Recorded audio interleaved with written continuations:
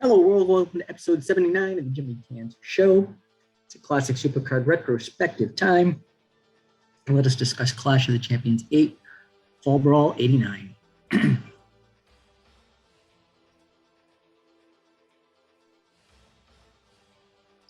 This was an NWA event promoted by World Championship Wrestling, held on September 12, 1989 from the Carolina Coliseum in Columbia, South Carolina.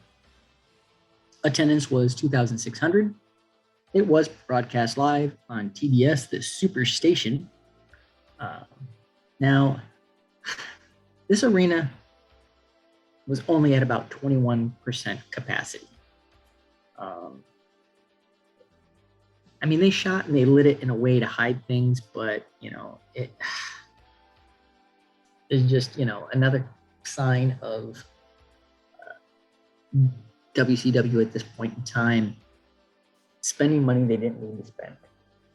You rent a 20-some thousand seat arena and only sell 2,000 tickets. Ugh. Anyway, I digress. Action was called by Jim Ross and James E. Cornette. 8-match card, 2 title matches, and the overall event was really a vehicle to help build to the inaugural Halloween Havoc pay-per-view that was going to be held the following month. So let's get into the card itself. Opening contest was a tag team event. This had Paul E. Dangerously's Samoan SWAT team of Samu and Fatu against the Road Warriors, Hawk and Animal with Precious Paul Ellering. Sign of the Times, and let's be honest, very cringe-worthy nowadays listening to Cornette's commentary as he states and stereotypes all Samoan people as savage and warlike. I understand, you're trying to get them over as these nasty heels, but just to stereotype an entire ethnicity that way, not the best thing there. Anyway, a hard-hitting match, a lot of power moves and rest holds, as one would expect.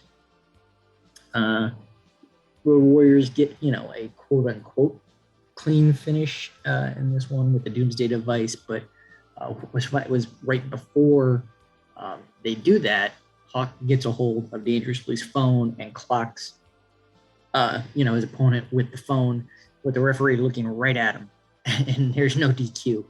It was kind of, a blown spot, so to speak. Not sure if it was blown by the in-ring competitors or the official as he turns around too early. But anyway, really, this was a match mostly done for the post-match angle, at which, Samu and Fatu get angry at Dangerously and pretty much kick him to the curb, walk out on him, setting themselves up to now be managed by the big kahuna Oliver Humperdinck, which happens in the coming weeks. Second match of the evening was the debut of the ZMan taking on the Cuban Assassin. This is a glorified enhancement match, really, just to get Z-Man over in his debut.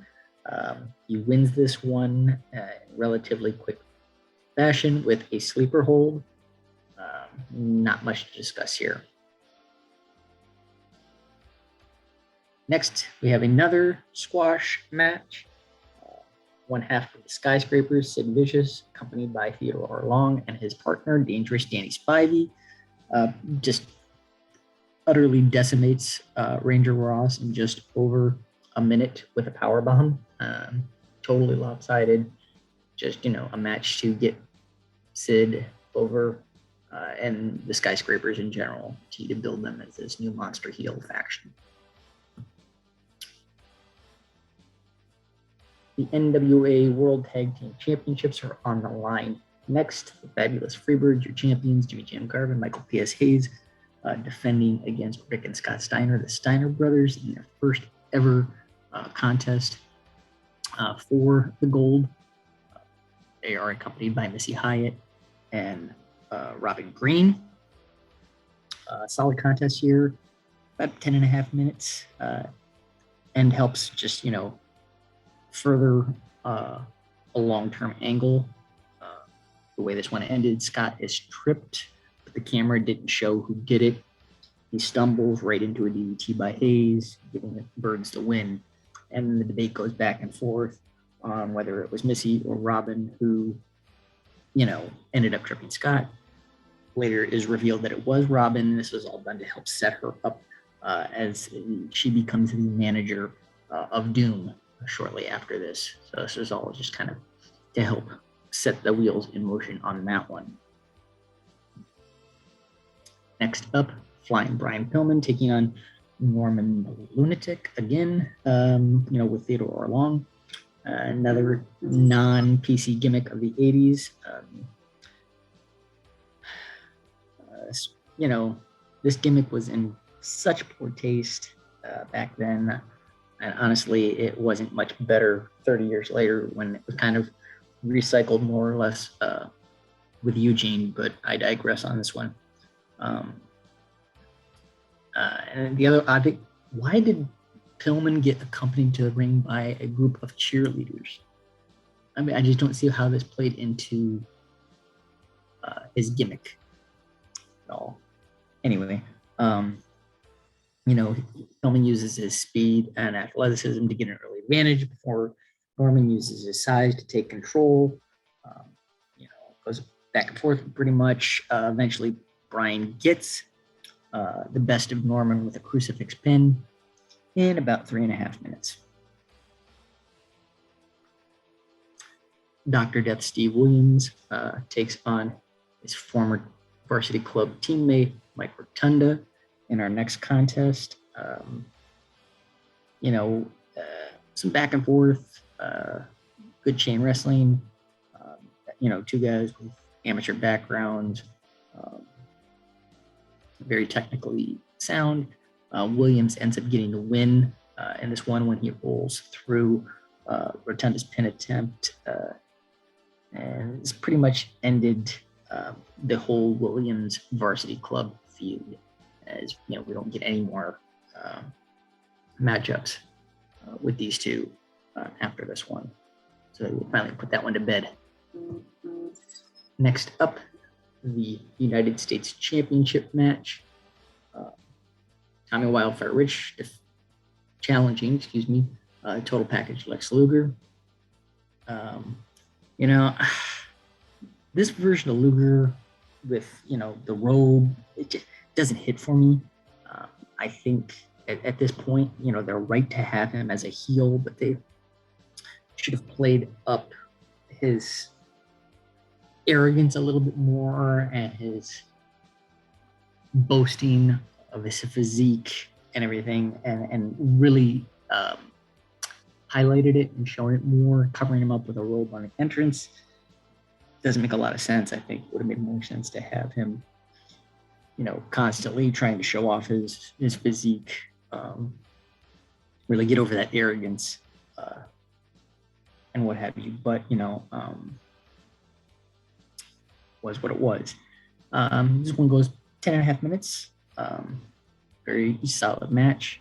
Rich using his technical ability to counter Luger's power, kind of goes back and forth. Rich ends up, quote unquote, hurting his hand, which, prevents him from really utilizing it too much. And Luger is able to hit kind of a hangman over the top rope on Rich to get the win and retain. But then it's kind of funny. Immediately afterwards, Rich rolls out and goes after Luger in the aisleway, throwing big right hand after right hand, where he just spent, a good portion of time selling his right hand being hurt during the match. But as soon as the match is over, he can use it again. So I thought that was kind of funny. And then last but not least, the main event, tag team encounter, World Heavyweight Champion, Nature Boy Ric Flair, teaming with Sting, taking on NWA World Television Champion, the Great Muta, with Gary Hart, and Dirty Dick Slater, supposed to be Muta and Funk.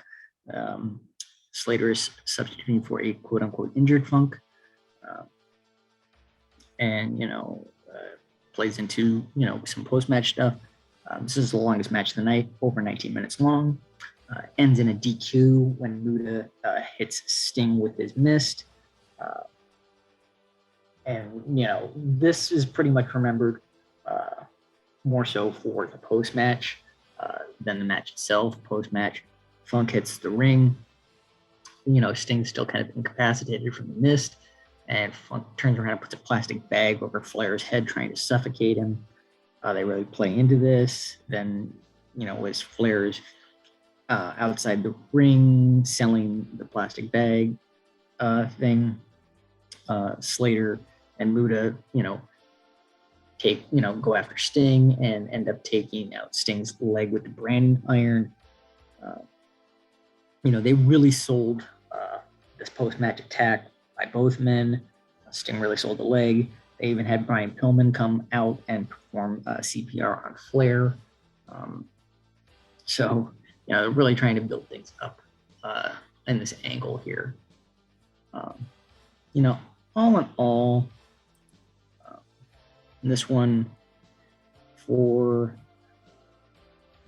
an 8-match card, this was, most clashes are just done to build up to the next pay-per-view, but this one just really seemed to do that. It didn't seem to do anything in and of itself.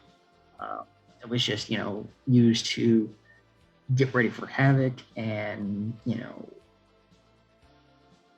propel, some additional storylines.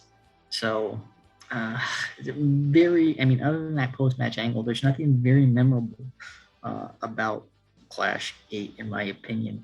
So on a 10-belt scale, I'll give it a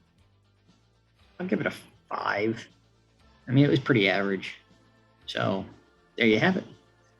So that's Fall Brawl 89. Next classic retrospective, we will discuss Halloween Havoc 89. So give the channel a like, a share, and subscribe wherever you are. Hope you're doing well. Take care of one another, and I will see you when I see you.